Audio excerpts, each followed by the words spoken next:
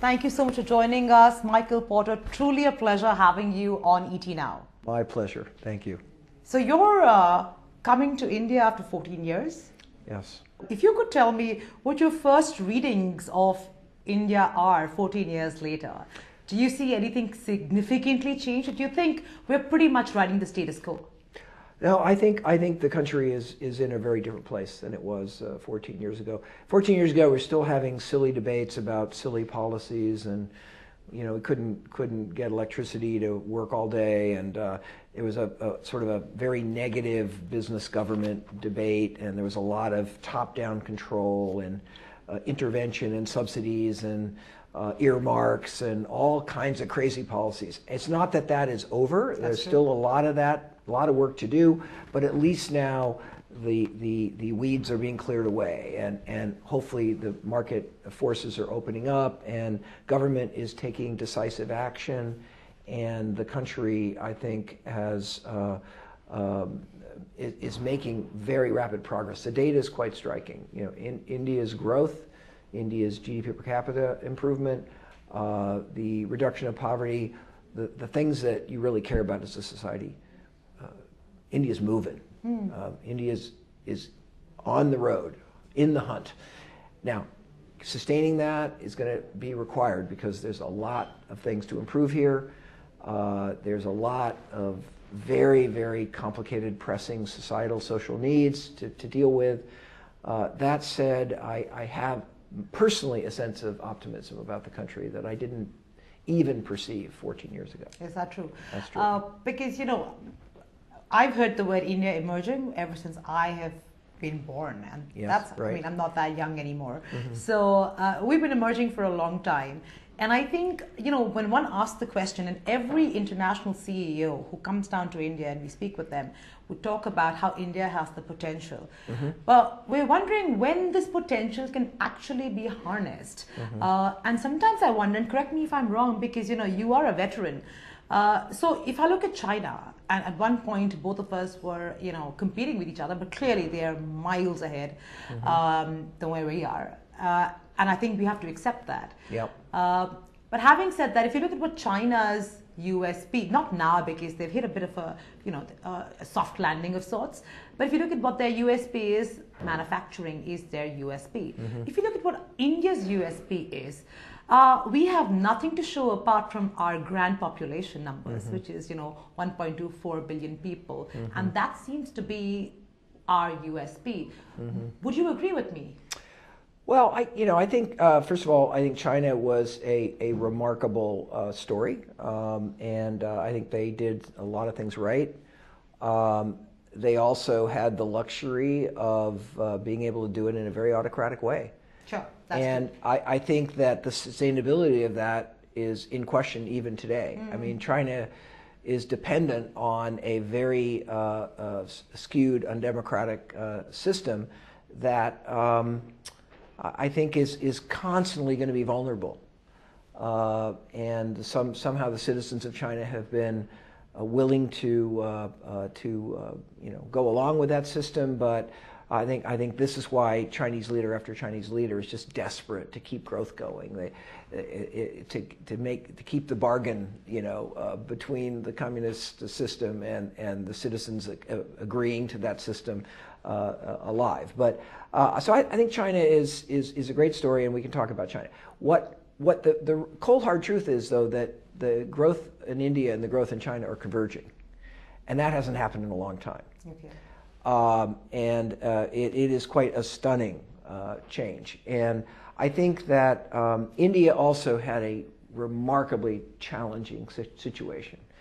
And it was made even more challenging by just the incredible complexity of government and its kind of engagement in really every aspect of life, and the just sheer weight of the social needs and the social problems and the weight of poverty and all of the things that you and your viewers know very well. So I think what's different now is actually India is aggressively frontally tackling the fundamental constraints to its future growth. I think before, India was always, like Brazil, it reminds me of Brazil. India was always a place that was going to be great, it was going to be great, it was going to be great. It never quite became great. I think today, as somebody who does this a lot and looks at a lot of countries, I think the path is different. We have the best shot in this country today to actually see it emerging than I can ever remember in my professional career. Can there be the consensus around leadership? Can the country continue to progress as opposed to fragment into squabbling across groups in the society? Lots of questions remain.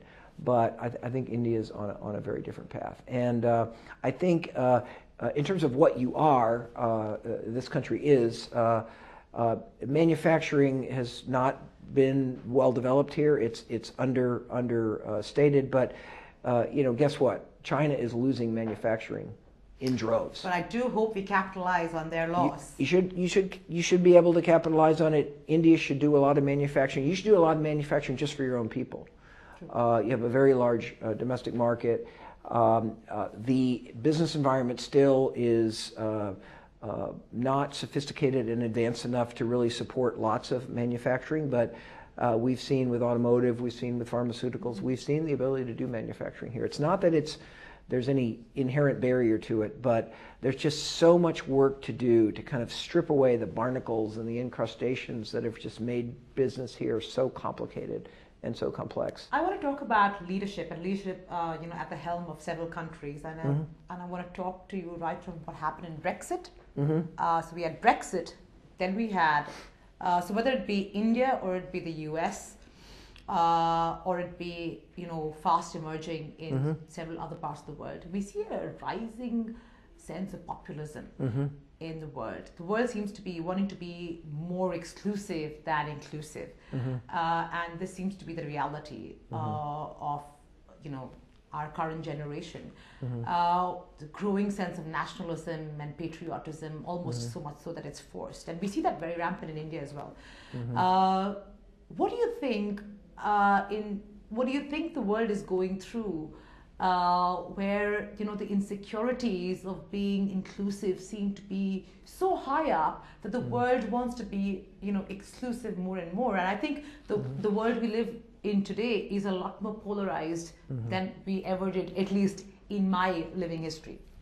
Yeah, well, I think we're all feeling that, and I think I think there for a variety of reasons, I think at this moment, the fears of trade and the fears of not having any hope in the system in our country working for us is causing people to feel prone to we don't want immigrants anymore. We just need to worry about getting more for ourselves. I think it's kind of the after effects of the Great Recession, and it's played itself out, and we have never really recovered completely from that. Sure. And so people don't have enough of a sense of opportunity. That is a broad enough group of people that and so I think President Trump, when he started talking about building walls with Mexico and all that, tapped into a very committed group of people that just didn't feel like the system was working for them, and they were looking for excuses, and they were looking for demons, and they were looking for the bad guys, and frankly, a lot of the suspects that were named were actually not the bad guys. So the data is overwhelming. Trade is great for America. It creates more jobs. The wages in industries that are trading is much higher than the average industry. All the evidence, every economist on the face of the earth would tell you that trade is good.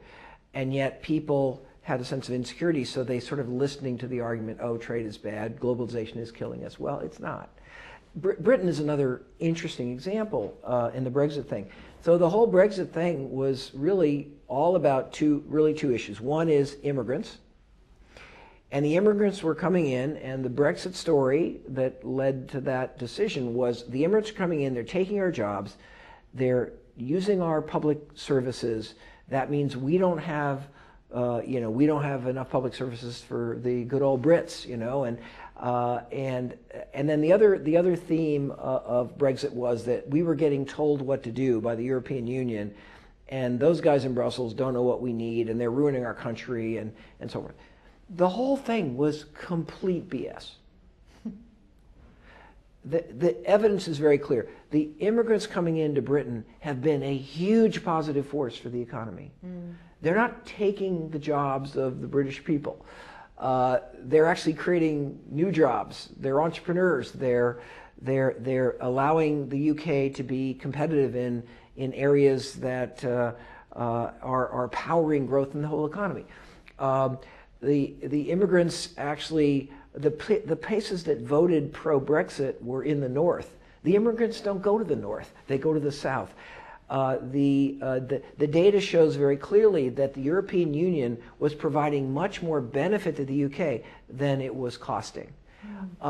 So here were people with sort of this deep sense of fear and dread and concern because they were struggling in the new economy, and the politicians divided them.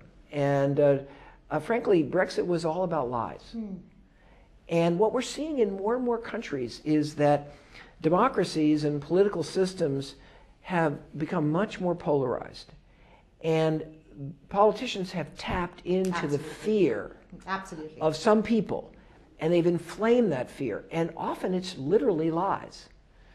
Like, Donald Trump telling America that trade is bad for America. I mean, come on. There's no evidence for that whatsoever. Just made it up. But it tapped into a fear that people had, an insecurity that people had. And the political process has done this over and over again. It happened in Britain, it happened in America, it's happened elsewhere. So I think that this period is a sort of a dark period in global economy and in global relations. What we need is hopefully some good luck, so that we don't have too many more terrorist attacks and like France did. Yeah, like France did, and I think some of our enemies are trying to seize on and make these fears even higher. And the more enemies that, the more terrorist attacks, the more people say, oh, we're going to shut down the country and we won't let foreigners in. And they'll start looking at their fellow citizens and blaming them. And it's just a downward spiral. It goes nowhere. Mm-hmm. The antidote to this is, number one, again, having a little bit of good luck, having a little bit of growth, having a little bit of recovery, having the sense of that people are starting to feel opportunity again. So we need some good luck, because these sort of shocks happen in the world economy, and this would be a good time not to have a shock. I think the other thing is we actually need some genuine political leadership. That's a tough one, right? That's a tough one. We need people who understand that their job is to bring citizens together. Their job is to create a deep sense of opportunity in citizens, to foster not the nationalism, but the kind of sort of mutual sense of citizenship.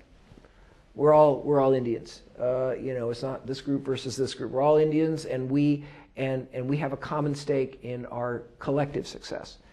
And that just hasn't been the political rhetoric in so many places in the world. And in fact, I am so concerned about this issue of politics that I spent the last year doing something I could have never dreamed if I would have never figured this out in 100 years.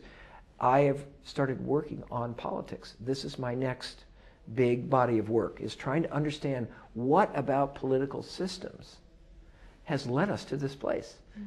And it's particularly vivid in America. we were the place that we were all Americans. We had the American dream. We immigrants were assimilated. We learned how to do wonderful, amazing things in our country that way. But now, how do we turn out this way? How do we turn out with this president, who was tapping the worst of Americans, not the best? I think we have some ways of thinking about that, and we have a big paper will be published in September, and hopefully someday we can talk about that again. We're all, the political systems are designed to divide, because that's how the parties win. Sure. They have to show that we're good and they're bad. We're for you, they're for somebody else, and the political systems are tearing countries apart. And we need democracy, we want democracy, but we've allowed the political systems to be designed in a way that are polarizing, not bringing people together. One comment about America. Yes. Despite all of this, I think your media has really stepped up their game as watchdogs of the country. And I think that they are truly, one community that we can learn from in terms of how they've stepped up their game, well, at a time when it is required. Yeah. Well, I think frankly, I think they stepped up their game, particularly, in the last year or two. And I think something about the Trump presidency has really mobilized our media. But I will tell you that before that, our media actually are making things worse, because the media aligned with the left or with the right. Right. Okay. And in a sense of being an independent voice, the one that's really for all the people, that's trying to educate about the facts, that our media in many cases became a circus. And you should have seen the last election. It was CNBC they're not the best example. The best example would be MSNBC. That's the left. And CNN, the left, and then there was Fox, and that's the right, and some others, and they spent their entire show yelling at each other. We're pretty much in that zone now in India. Yeah. So I think we have some time to go before we get over that cycle. But so we need independent media. I guess what I'm saying. We need media that tell the truth, that their job is to help educate citizens rather than just inflame. Absolutely.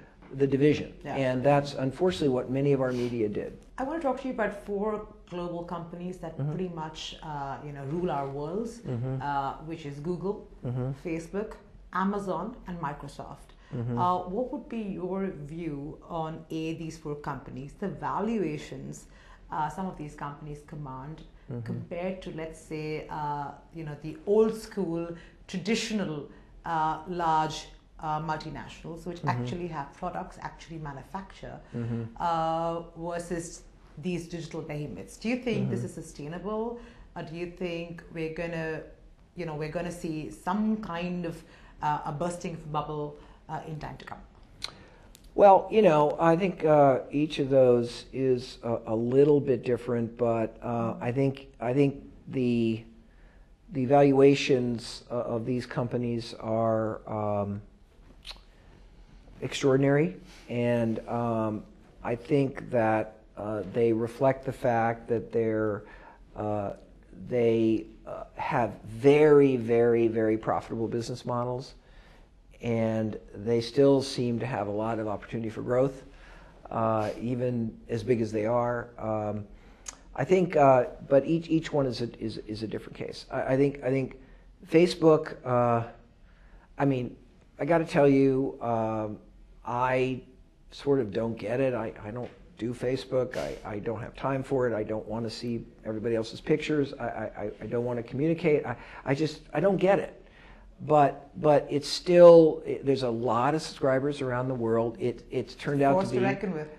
Yeah, it's a force to reckon with. And what's really driving them at this point is the fact that so much advertising now is moving to social media, and they're getting the lion's share of it. So they're measuring it. And they're measuring it, and they're showing how powerful they are, and so I think there's going to be some really valuable companies in this world.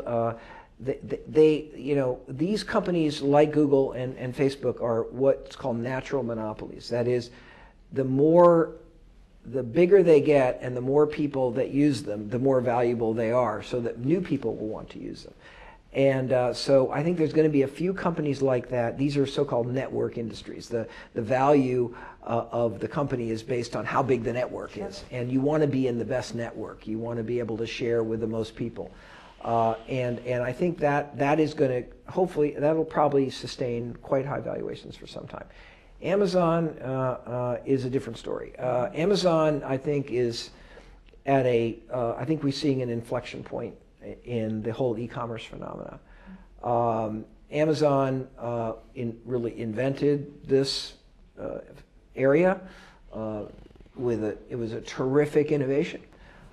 They started in exactly the right place. They started with books. No retail store can possibly carry all the books. It doesn't make any sense because the books move too slowly. There's a few books that sell quickly, and then other books you sell one every 4 months, and it just made no sense. And Amazon almost had a guarantee that for any book that was relatively rare or not, or old or selling slowly, they would be able to sell. That was a great idea. They extended that, of course, to a lot of other product categories, and they built a very efficient distribution system. But the other thing I would tell you is one of the major, in fact, maybe the major competitive advantage of Amazon was actually they got a subsidy from the public because they avoided taxes. And they took advantage of loopholes by not paying state taxes that everybody else had to pay. So the bricks and mortar guys had to pay taxes, and they didn't. And in Massachusetts, that's 6-7% subsidy. But what's happened now is that now state after state, it's gone. The subsidy is gone. So now they're competing more head-to-head, level playing field. Sure. They've moved way beyond the product categories where there's sort of an inherent fundamental e-commerce advantage, like in books. And other sort of goods where there's very fragmented, slow-moving merchandise. Now, the other thing that's happened is that the retail guys, the bricks and mortar guys, have finally gotten to the point where I think that, again, there's a turning point. The inherent efficiency of e-commerce is greater if you have lots of locations close to the customer. So you don't have to ship things for a long way. And that's where the Walmart-Amazon battle is shaping up. Walmart has thousands and thousands of stores within 50 miles of every human being in America. They don't have to ship from a warehouse 200 miles away. If they can offer the consumer the ability they can just ship from the store, which is 5 miles, 3 miles, whatever it is. They can get it there the same day. They can get it there in an hour, and they don't have to use a drone. They could just hire Uber to deliver the package. But if the customer really wants it now, they can go to the store and pick it up themselves. But that took IT systems and inventory management systems that the bricks and mortar retailers just didn't have. Sure. They had to know where every piece of inventory was in every store, because ultimately they couldn't promise a customer that they could ship same day unless they were sure that they had that. And their inventory systems didn't. Now they've caught up. Now they have the inventory. So this omni-channel model where you have a combination of bricks and mortar and online and e-commerce, I think there's very strong reasons to think that that actually is a more inherently efficient model. In fact, Amazon is now talking about opening stores, even Amazon. And a lot of the major e-commerce players now have stores because they realize that people want to go look at things sometimes, and they may want to go pick it up, and you have more choice than if you just have distribution centers and you have to. So Amazon got a big lead, but I think there's now an inflection point. No more subsidy. Other guys are building their IT systems and developing really good logistics. So I think Amazon's valuation, may have peaked. and we'll see what happens. But I think it's going to be interesting. That's such an interesting point of view, because a lot of people are of the opinion that Amazon is probably going to emerge as the most powerful of the four companies I named. Yeah, I don't think so. Because of their their trust with AI and Alexa, and what Alexa can potentially do in terms of actually creating consumer preferences while you're ordering through her. Everybody else is going to match that. Everybody will have Alexa. Wow. Amazon is not inherently better at shipping packages than anybody else is going to be. And what Amazon is going to have is it's going to have a disadvantage in terms of shipping time and location, and it's not going to be able to offer the choice of, just come pick it up. Wow. Okay. And it's not going to be able to say, if you like that product, go to our store and look at it, and then you can order it, So I think Amazon is stuck in its model. Another thing that I think most people don't think about when they think of Amazon is Amazon probably creates more unnecessary carbon emissions of any company on the face of the earth. And somehow nobody criticizes them. It's just not climate change good to ship little packages from a distribution center hundreds of miles to somebody's house. It's tremendously climate negative. So it's much better to ship a whole truckload and from a climate point of view. So somehow Amazon's got a whole pass on the environment. On that note, thank you so much. This was truly my pleasure. Thank you. Well, my pleasure. Good questions, and you made me work hard, but that was good.